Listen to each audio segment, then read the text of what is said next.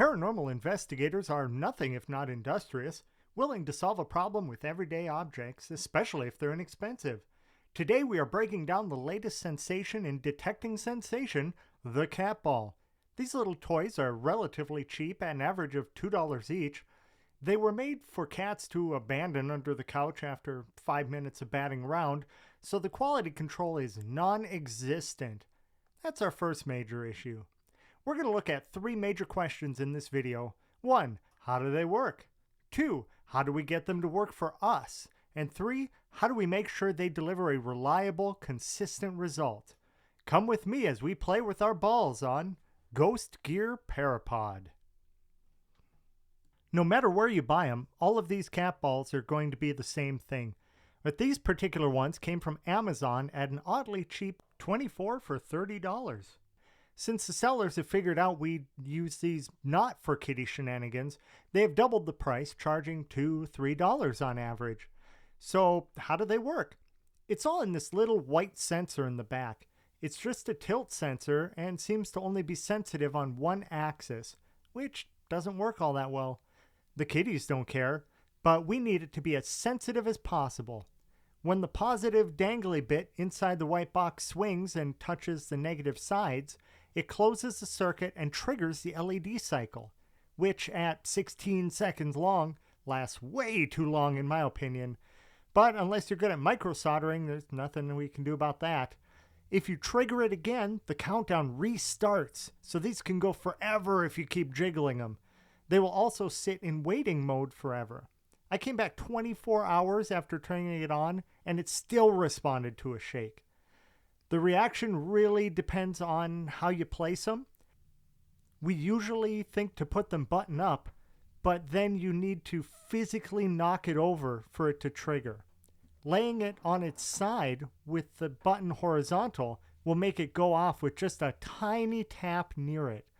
And that's how they're going to be working best for us.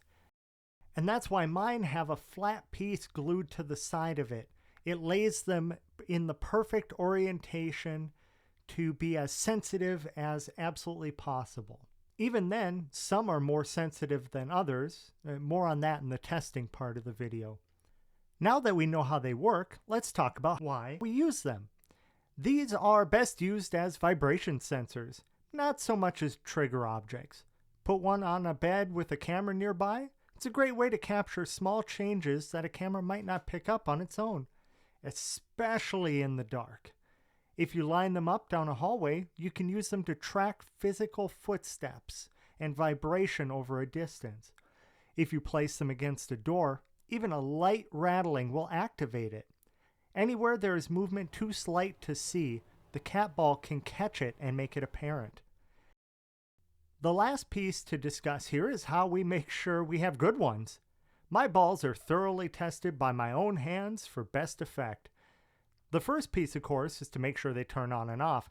There's always one that's broken right away. I also check for a good click to the button and leave them sit there to make sure they don't trigger without movement. Any one of these manufacturing defects are tossed in the garbage.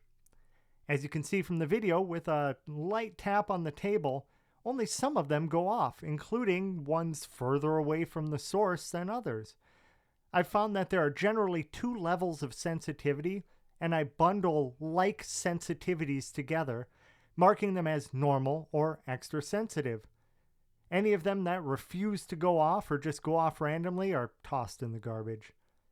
Once you have tested and sorted them, you have a really solid, reliable, and inexpensive tool for your kit. I sell mine 3 in a sack for $5. Tested, balanced, and triple paired. TLDR, cat balls are cheap vibration sensors. Ghost hunters love them more than the cats do. Set them on their side so they'll be sensitive to vibration. If they're buttoned up, they'll need to be rolled. They blink for 13 seconds. They stay in standby waiting for a trigger forever. I have yet to hear of the battery actually dying in one, and it's not user replaceable.